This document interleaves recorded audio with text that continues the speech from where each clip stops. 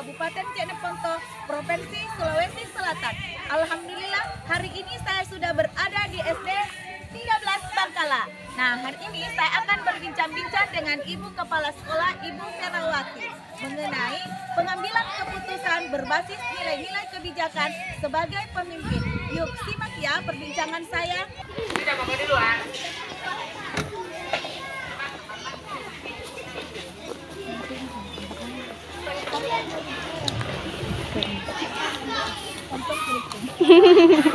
Semangat.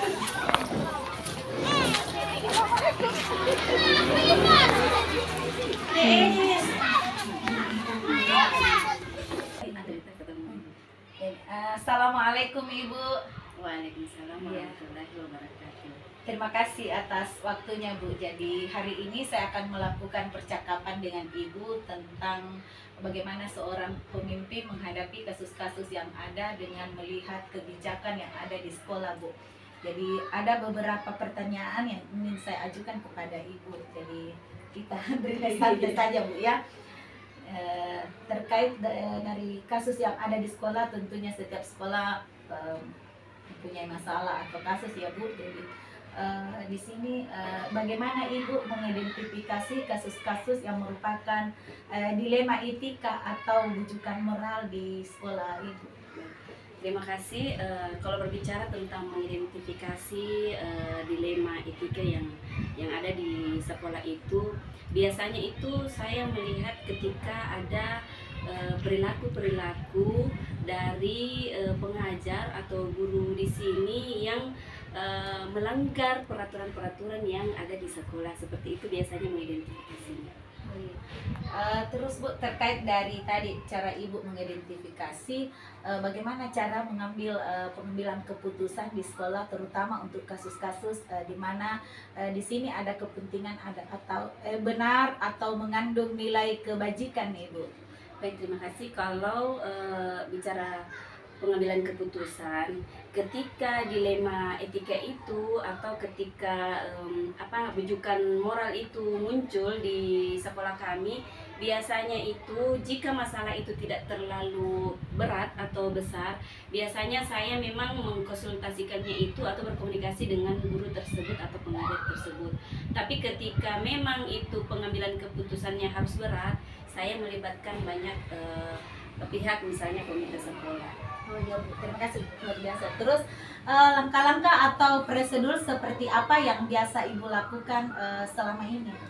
Langkah-langkahnya itu biasanya yang pertama, saya betul-betul mengidentifikasi masalah apa, latar belakang masalah itu terjadi, dan alasan apa kenapa misalnya pengajar tersebut melakukan pelanggaran tersebut misalnya, seperti itu.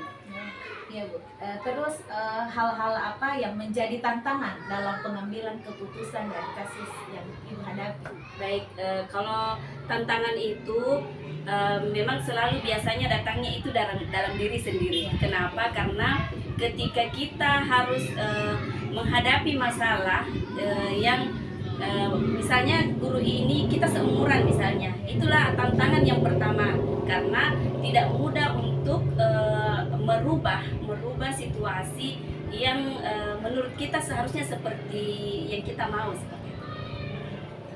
Terus dalam memilih atau jadwal ini, khususnya setiap ada masalah kan, apakah terjadwal untuk menyelesaikan masalahnya atau pas ada masalah dituntaskan memang itu hari atau bagaimana? Terima kasih. Kalau dikatakan masalah, memang di sekolah kami itu memang ada refleksi kegiatan memang setiap dua pekan dalam sebulan. Tetapi untuk menghadapi memang masalah ya, situasi yang tiba-tiba, biasanya kami langsung selesaikan di saat itu juga. Berarti bentuk prosedurnya tidak terjadwal. Iya, sesuai dengan kasus. Kalau berat mungkin berat langsung diselesaikan. Oke, terus adakah seseorang atau faktor-faktor apa yang selama ini mempermudah atau membantu Ibu dalam pengambilan keputusan dari kasus-kasus dilema etika itu, Bu? Ada. Yang pertama itu ada komite sekolah. Kalau kami memang betul-betul memanfaatkan komite sekolah yang ada di sekolah kami. Yang kedua itu dari pihak-pihak luar, misalnya pengawas, sesama kepala sekolah, terus guru senior yang ada di sini, kami memang betul-betul melibatkan beliau-beliau dalam pemecahan masalah yang memang ada di sekolah kami. Kami juga melibatkan biasanya siswa. Mengapa siswa? Karena pendapat siswa itu biasanya itu tidak pernah berbohong. Seperti itu. Ya, luar biasa sekali Bu ya. Jadi di sini sudah ada faktor-faktornya, cara tantangannya sudah diuras secara mendetail gitu. Jadi untuk pertanyaan terakhir saya Bu, dari semua hal yang telah disampaikan, pembelajaran apa yang dapat misalnya kita petik Bu dalam pengambilan keputusan ini? Baik, banyak hal yang bisa dipetik. Yang pertama itu kedewasaan dalam mengambil keputusan. Yang kedua adalah tidak adanya saling sakit hati antara saya mungkin yang memberi jalan keluar dengan pihak yang diberi jalan keluar yang bermasalah. Jadi yang ketiga itu adalah rasa persaudaraan. Kenapa? Karena ketika dalam sekolah itu ada rasa persaudaraan, tidak akan muncul masalah. Terima kasih banyak Ibu atas waktunya, luar biasa sekali. Ini adalah ilmu yang sangat bermanfaat bagi saya untuk kompetensi saya ke depannya sebagai calon guru penggerak Ibu. Terima kasih banyak. Terima kasih Bu. Salam untuk teman-teman. Terima kasih banyak Ibu.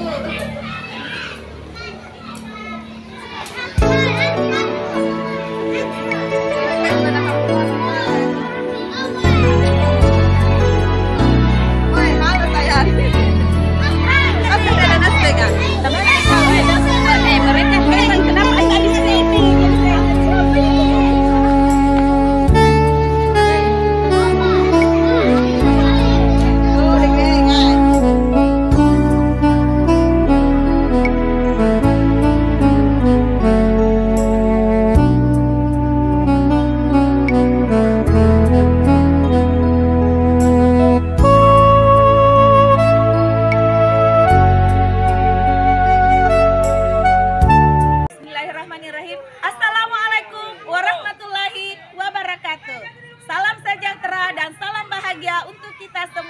Perkenalkan, saya Ibu Marniati, calon guru penggerak Angkatan 10 Kabupaten Jeneponto, Provinsi Sulawesi Selatan. Alhamdulillah, hari ini saya sudah berada di SD 30 Bangkala. Dan hari ini juga saya akan mengadakan bincang-bincang dengan Ibu Kepala Sekolah, yaitu Ibu Siti Aminah SPD MPD. Kali ini saya akan membahas tentang pengambilan keputusan dengan kasus kebijakan sebagai pemimpin. Ayo simak perbincangan kami.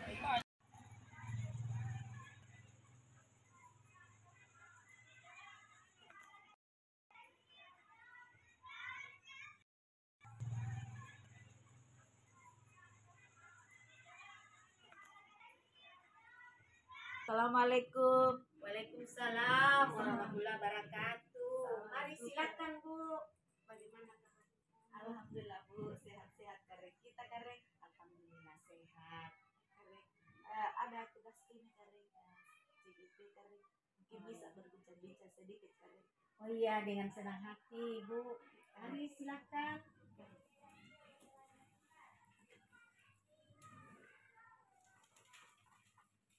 Jadi ada tugas kareng di mana di sini tentang kepemimpinan kareng, nilai kebajikan tentang kasus-kasus yang ada di sekolah kareng. Itu bisa sedikit kareng untuk bertanya sama Ibu.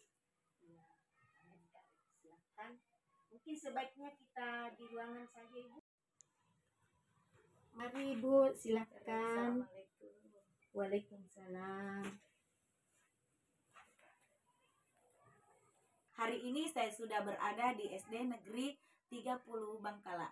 Dan hari ini saya akan berbincang-bincang dengan Ibu Kepala Sekolah di sini, Ibu Hajah Siti Aminah SPD MPD. Dan pada hari ini beliau sudah ada di depan saya.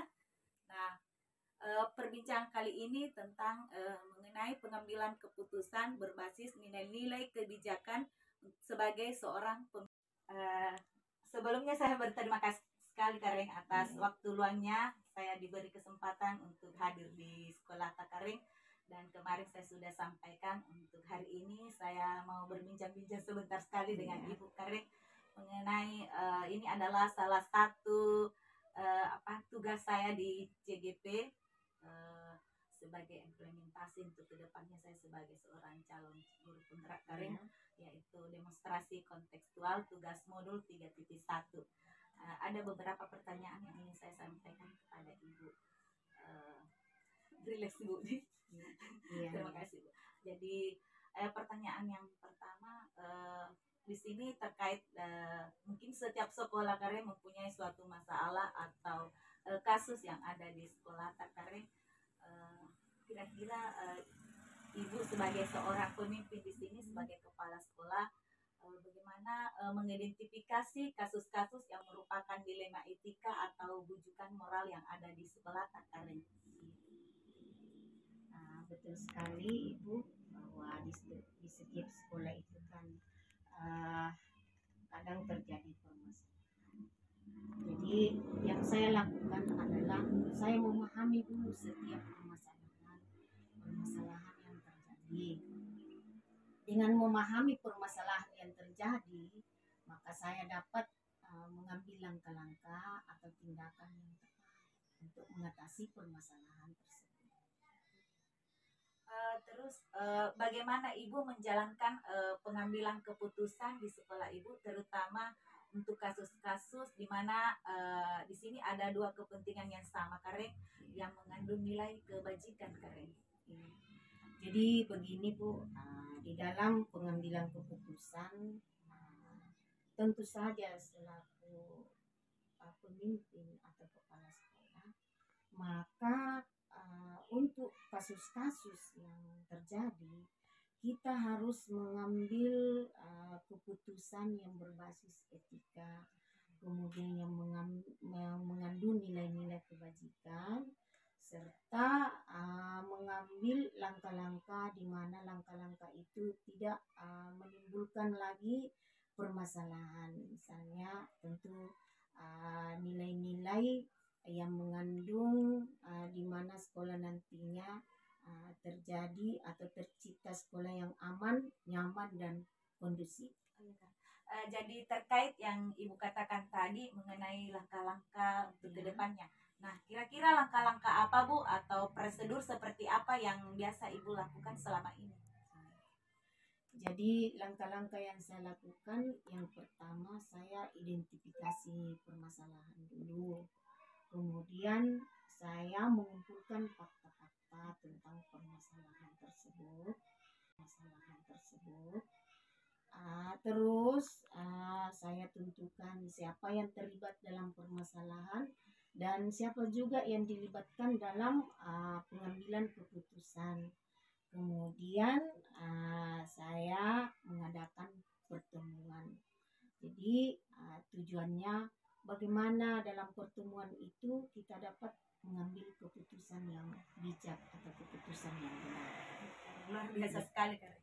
Terus hal-hal apa yang selama ini Karin yang dianggap efektif dalam pengambilan keputusan dalam kasus-kasus dilema etika?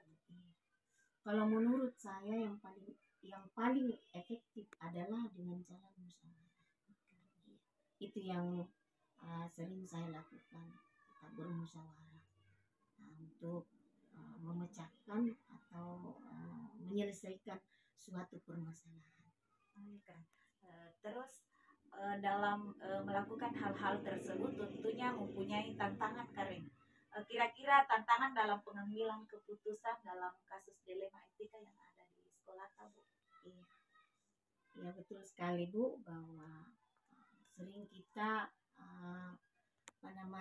menghadapi tantangan. Misalnya dalam pengambilan keputusan itu kita diperhadapkan dengan dua situasi. Jadi dalam hal ini kita betul-betul dilema. Misalnya situasi antara misalnya harus menegakkan keadilan dengan di satu sisi rasa empati. Kita betul-betul dilema. Tetapi dengan keputusan yang bijak, dengan berbagai pertimbangan, maka semua permasalahan akan dapat teratasi. Luar biasa sekali keren. Terus dalam hal ini kasus ibu tentunya apakah di sekolah ibu ada tata kala atau jadwal tertentu ketika menyelesaikan suatu masalah di sekolah ibu kan terjadwal begitu kan? Jadi kalau saya tidak punya jadwal tertentu, tidak ada tata kala, tapi ketika ada permasalahan yang terjadi di sekolah ini, maka saya selaku kepala sekolah merasa bertanggung jawab dan segera melakukan tindakan untuk menyelesaikan permasalahan. Jadi tidak ada jadwal tertentu, Tidak ada jadwal yang melihat kasus yang ada langsung ya kan.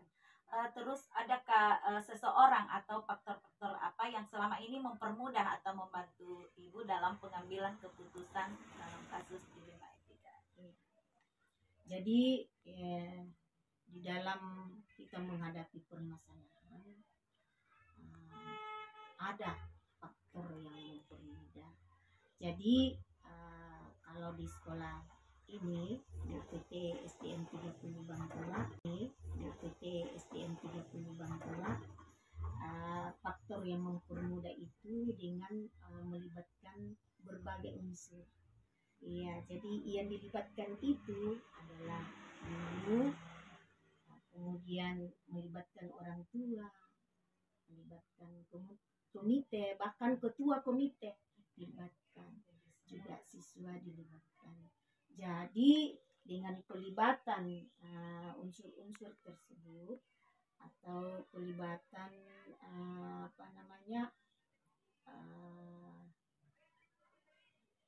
mereka-mereka itu tentu saja kan di dalam pengambilan keputusan itu tidak mungkin salah, tapi kita mengambil kebijakan yang benar seperti itu.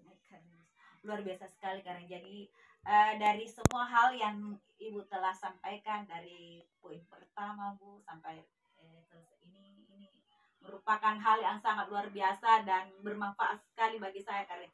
Terus yang dari tadi yang ibu sampaikan itu kira-kira pembelajaran apa yang bisa dipetik Karen dari pengalaman dalam mengambil keputusan di sekolah ini?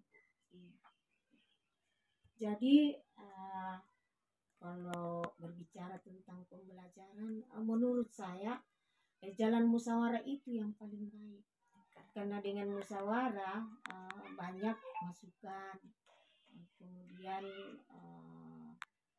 dari masukan-masukan itu kita dapat mengambil keputusan secara bijak. Jadi pelibatan berbagai unsur itu sangat baik. Jadi kita tidak boleh mengambil keputusan sendiri. Jadi harus melibatkan orang-orang yang ada di lingkungan sekolah untuk mengatasi permasalahan. Semua stakeholder jadi pelajaran yang bisa dipetik dengan jalan musyawarah dan melibatkan berbagai unsur atau stakeholder yang ada di sekolah. Luar biasa sekali Karen. Terima kasih banyak atas waktunya Karen. Semoga saya bisa mengimplementasikannya untuk kedepannya Karen. Saya sebagai calon penggerak bersyukur sekali Karen bisa berbincang-bincang dengan ibu untuk hari ini Karen. Insya Allah di lain waktu kalau ada waktunya Karen kita bisa bersama kembali Karen. Terima kasih banyak Karen. Sama-sama, semoga kedepannya makin sukses.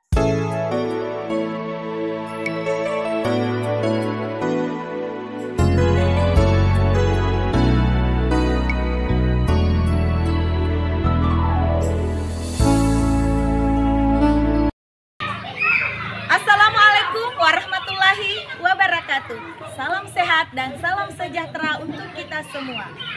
Syukur alhamdulillah pada kesempatan hari ini saya akan menceritakan atau bercakap dengan Kepala Sekolah SD Negeri 21 Bangkala mengenai kebijakan atau nilai etika moral atau kasus-kasus yang ada di SD Negeri 21 Bangkala. Ini adalah salah satu pemenuhan tugas saya, yaitu demonstrasi kontekstual modul 3.1. Disimak ya.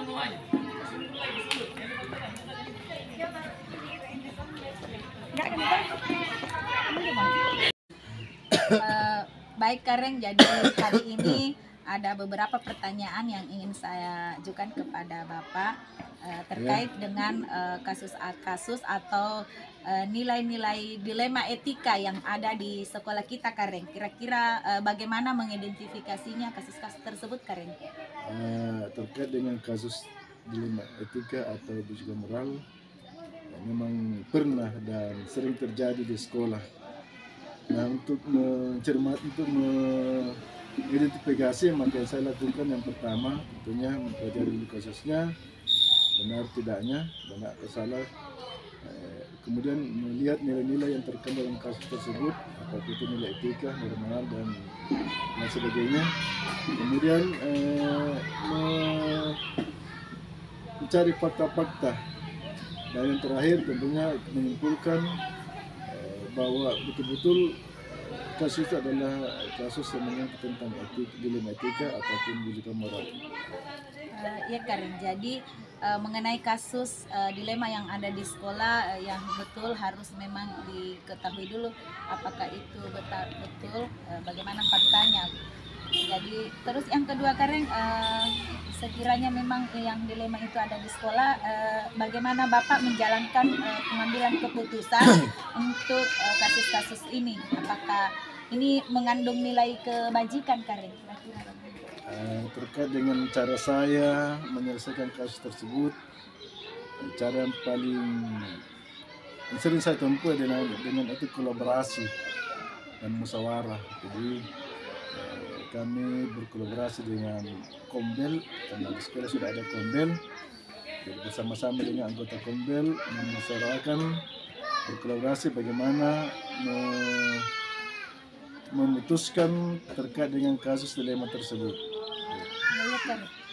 Terus bagaimana langkah-langkah atau prosedur yang Bapak biasanya lakukan selama ini Karen terkait kasus yang ada di sekolah, Karen? Jadi langkah-langkah yang saya lakukan terkait dengan kasus yang ada di sekolah, yaitu yang pertama diidentifikasi dulu permasalahannya, kemudian kita refleksi dan terakhir kita benahi. Artinya semua permasalahan kita identifikasi sumber, jenis dan solusinya. Ya Karen, jadi langkah-langkah dan atau prosedur yang Bapak ambil itu sangat betul sekali bahwa kita harus melakukan refleksi terlebih dahulu. Terus terkait yang Bapak katakan tadi, hal-hal apa saja selama ini yang dianggap efektif Karen ketika pengambilan keputusan pada kasus-kasus dilema etika tersebut, Karen? Itu yang saya katakan tadi, bahwa cara yang paling efektif menyelesaikan kasus dilema etika itu melalui kolaborasi dan musyawarah. Terus hal-hal mengenai tantangannya Karen, kira-kira bagaimana Karen? Tantangannya itu berbicara masalah dilema, tentunya dalam mengambil suatu keputusan kita harus pertimbangkan secara moral, secara matang, supaya tidak ada yang dirugikan antara pihak yang satu dengan pihak yang lain. Jadi kita betul-betul, baik itu pihak merasa dirinya benar maupun yang karena semua pastilah keduanya merasa benar. Jadi dalam mengambil keputusan itu memang harus mempertimbangkan secara matang nilai moral dari kasus tersebut sehingga tidak ada yang merasa dirugikan. Terus apakah hal mengenai kasus dilema ini terjadwal atau misalnya terprogram Karen? Tentunya misalnya dalam penyelesaian ini ada jadwal tertentu atau tempat di mana pertemuannya itu, sehingga dalam penyelesaian itu prosedurnya itu terlaksana atau dijalankan dengan baik. Jika sekiranya ada kasus seperti itu, maka saya selaku pimpinan atau pemimpin pelajaran di sekolah cepat mengambil keputusan langkah dengan bekerjasama dengan Kombel, kemudian Kombel yang menentukan jadwalnya apakah diselesaikan hari itu atau menunggu waktu yang tepat untuk penyelesaiannya. Oh, ya, Karen. Jadi pertemuannya di dalam komunitas Komunitas belajar belajar Karen. di sekolah, ya. Ya. Baik Karen. Jadi terus adakah seseorang atau faktor-faktor yang selama ini membantu Bapak dalam penyelesaian ini?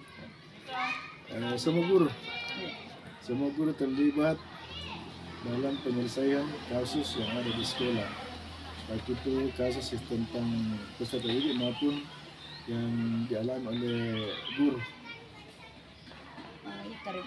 Terus pertanyaan terakhir sekarang, kira-kira pengalaman apa yang bisa kita ambil dipetik dari kasus ini Karen, yang membuat dampak positif baik bagi siswa maupun guru Karen?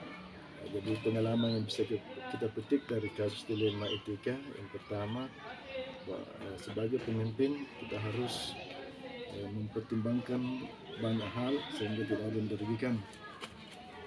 Kemudian menjadikan kasus dilema etika itu sebagai suatu yang wajar dan pasti terjadi di sebuah lembaga, dan menuntun kita untuk bagaimana mencari solusi dan pemecahannya. Dalam arti kata ada tiga kata kunci pokok sebagai pemimpin yang harus dilaksanakan. Yang pertama mengidentifikasi, yang kedua merefleksi, yang ketiga membenahi.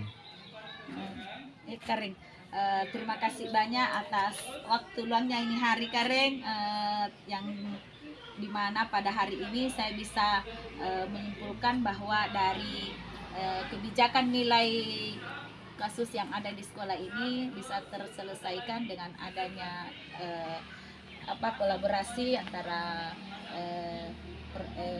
guru dan semua pihak stakeholder Karen yang ada di sekolah kita ini. Terima kasih Karen atas kesempatannya dan ilmunya.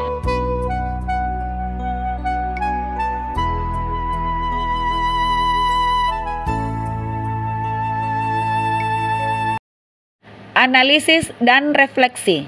Yang pertama, hal menarik yang muncul saat wawancara adalah ketiga kepala sekolah memiliki cara sendiri untuk menyelesaikan suatu permasalahan, namun tetap berpijak pada nilai-nilai kebajikan. Yang kedua, ketiga kepala sekolah tersebut mengambil keputusan dengan paradigma rasa keadilan lawan rasa kasihan, dengan prinsip berpikir berbasis rasa peduli. Namun dalam pengambilan keputusan belum ada prosedur menggunakan 9 langkah pengambilan dan pengujian keputusan.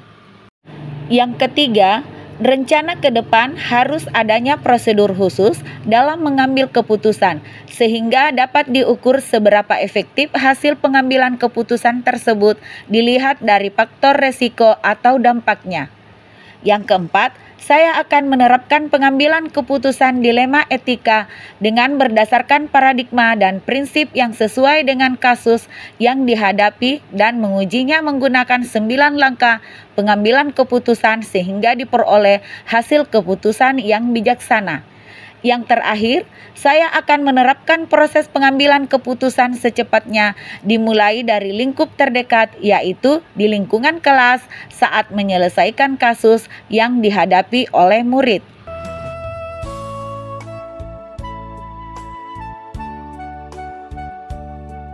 Terima kasih sudah menyimak video saya. Semoga bermanfaat. Salam guru penggerak. Wassalamualaikum warahmatullahi wabarakatuh.